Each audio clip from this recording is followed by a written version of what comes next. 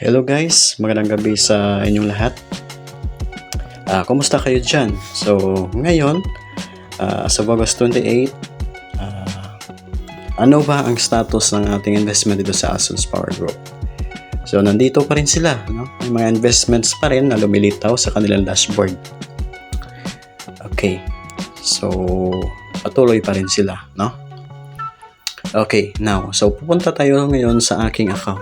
Makita nyo guys, meron akong product revenue na 9,135.20. So, kahapon, 8,000 pa lang yan. No? So, punta tayo sa aking mga in-order. Nandito pa rin siya guys. And still, walang income na lumalabas. Okay. Sige. So, tinry kong itap yung withdrawal. So, wala rin guys. No? Null and void. So, balik guys, sa kanilang group chat sa Telegram, ang kanilang last na update is as of August 27, 1 o'clock, 1:50 p.m. So, naka-silent mode na si Alsons Group guys. Behave siya. No? So, ang behave niya, nakakapikto sa atin kasi pinapatay niya ang ating pangarap. Kung ano na ba talaga tayo dito. Ano ba ang status ng kanilang customer service?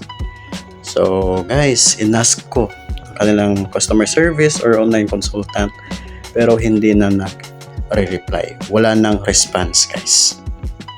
Wala na talaga. Malabo na talaga guys. Bali, may nabasa ko guys sa official page ng Alsons Power Group na it is a warning or public notice that there is an online scam using the Alsons Power Group name. So, sinasabi nila na hindi sila under sa Alsons Power Group. So, it misleads the minds of the people, no? And it encourages to invest on this false investment. Isa lang ang pinapahiwatig nito guys, na itong Alsons Power Group is not a legit online platform, no, to those want to invest their money. It is not a reliable platform since it is not controlled by an authorized business group. No, it only misleads the potential investors, no, to gain income from this.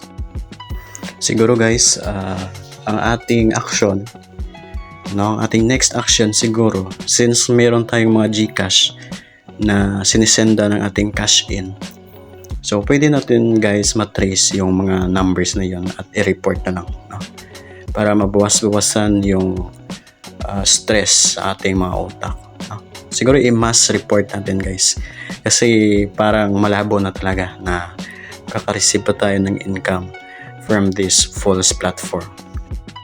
So for me guys, nagsisilbi itong lesson, no, na hindi tayo kakagat agad, no, sa mga first withdrawal, no, sa mga kagaya nitong online platform. So better give time to think and to analyze everything, so that when you give your money or you invest your money, it will surely give you a return on your investment. Okay, for now guys, ito lang muna, and patuloy pa rin tayong mag-monitor everyday until na hindi na talaga magana yung kanilang website. Okay, so thank you for monitoring also with me guys. So just comment below your experience about this platform. Once again, thank you for watching and for your interactions guys. Bye bye.